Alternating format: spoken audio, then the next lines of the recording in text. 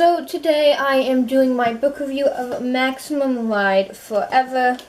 There's the book cover. It is by James Patterson. It is the 9th and final book of the Maximum Ride series. I was ecstatic when I heard about this book because Maximum Ride I read right about the same time after I think it was the first series I had read after Harry Potter, and it was just kind of those series that just stay with you even as you grow up. It's just that you're never going to forget about it. That's for sure. There was 8 books, and you had Nevermore, and Nevermore ends with the world is ending, and there's a tsunami, and you're getting flooded, and she's with her flock, and she goes up in the water because she doesn't drown. She can breathe underwater, and she can fly, and the main character is named Max. There's Max, and there's her boyfriend Fang, and there's her perfectly designed other trying to be a love triangle named Dylan.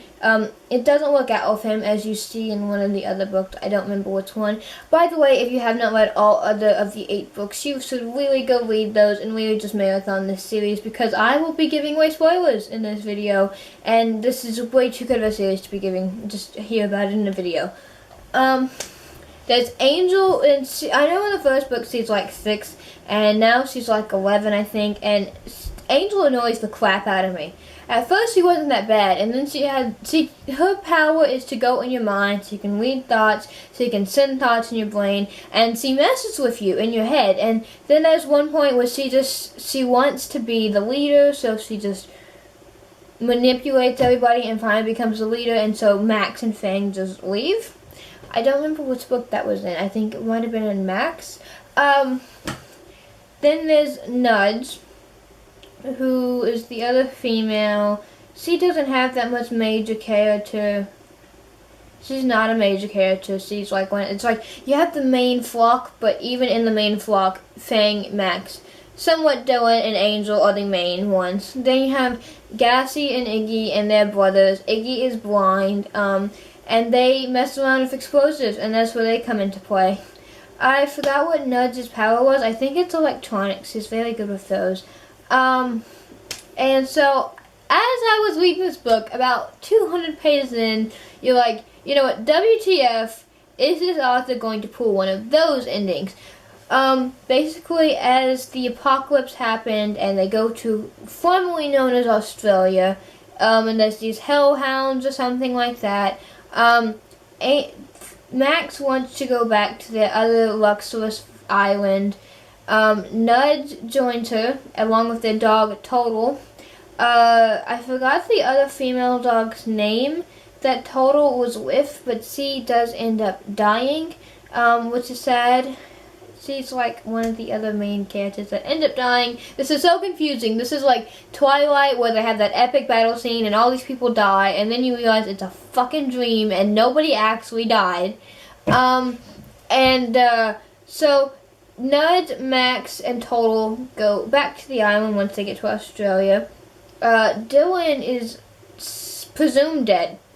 You see his sneaker, and it's burned to ashes because he went down to get the water when they were trying to escape the island, and all that's left of him supposedly is sneakers because there was a volcano eruption and he apparently burned to death, and he's just presumed dead, and they have like a mini funeral dropping his sneaker into the ocean, which is interesting, I guess. Max grieves for Dylan, not nearly as bad as the rest of them. Dylan is Dylan by the end of the book, is all I can say.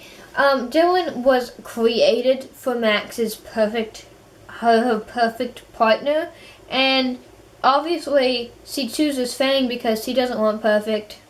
She just wants, like that 90% that builds in a relationship, how you're alike and how you're different and how you make each other better, and that's what she wants. She doesn't want somebody who's perfect for her, which I did really like that. I don't remember what book that was in either. It might have been in Fang. I don't know. I guess I read these books like 6 years ago. If you remember, I did reread the first one back in January. I think it was January, and I did do a book review on that one. So after you have your mini Dylan funeral, going to Australia. Nerds Max Total goes back to the island to look for cures after they go on their blog and find out people are still alive, some of them.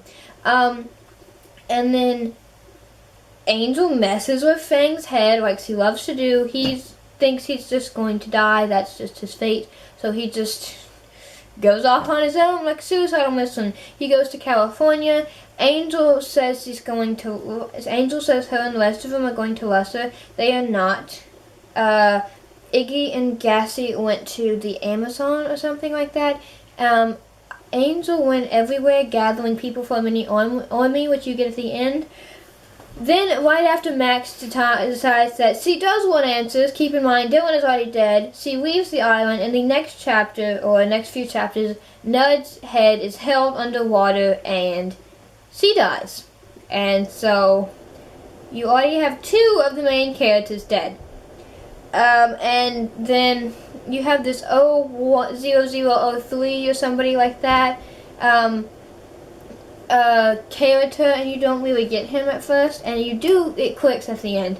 And then a couple more chapters in, Gassy and Iggy are seen, and they're in the Amazon, and they accidentally blow up some food that these woman warriors were having, so that they have to be like their servants or whatever. And then this 01003 guy comes in, and Gassy tries to set off an explosion, and he's presumed dead because he accidentally blows himself up. So, about 200 pages in, 3 main characters are already dead, and you're like, this is when it's clicking for me. I'm like, this is not going to be one of those books because this series does not end like this. Then since Iggy is blind, he has more senses, so he's kind of darting around, and 01003 guy finally breaks his neck. And so now you're at your 4th character death. You have Dylan, Nerds, Iggy, and Gassy, and if you count that other dog that was Total's wife, I don't remember her name, you're at 5 characters death. So all you have left living is Angel, Fang, who's presumed dead, Max, who's also the next on the list, and anybody else, and yeah, that's it. Anybody else? Am I missing somebody? I don't think I'm missing anybody. Max is off alone. She meets a guy named Henry. He's a wild bird, human guy, but he can barely speak, but he does come in use later. Fang then goes to Alaska, and he sees that Dylan is alive, and that they're fighting these, the main monsters of this are called erasers, but they're amped up. So he's fighting them, and then then they cut off his wing, and it's his last sacrifice. He jumps off a cliff, and Fang is dead, people. Fang is dead. When Angel and Dylan finally reunite, and they finally find Max and Henry, and they tell Max that Fang is dead, and Max is screaming, and she's crying to the point of puking of her grief, and I'm like, that was so hard to read, because I did not want to believe Fang was dead, and the more you don't want to believe it, the more they keep saying it's true, because, oh look, here's this video, he's dead. Then they finally join the army back in Lesser, and they take over Jeb, their adoptive father, and a few other people who were the cause of the end of the world, and then there's this scene where, because Fang had, indestructible DNA, and he couldn't be killed, so nobody, knew it, and they just blamed him for his DNA, and there's this scene where this guy, a main scientist guy, I forgot his name, but he's kind of smiling, and he supposedly has this bomb on him, and so Max is flying him up in the air, and she's about to drop him in the ocean and kill him, so it's away from other people so they don't get killed. And he's like, I won, and then she's like, no you didn't, because I'm pregnant with Fang's child, and I was like, oh, I just, Max was a mother to her flock, but they were a family, and I never thought there would be a child, but there was, and that didn't make the ending okay then, because I'm like, she can't raise this child without Fang. So then Dylan goes up there, and he finally says, I did figure it out, I'm going to bring Fang back alive, he's going to have a prosthetic wing. And she's like, okay, as long as he's really him, let's do this. Where's the button? Where do I sign the contract? And then Dylan sets this off electrical thing, and Dylan gets electrocuted and is dead legitly this time.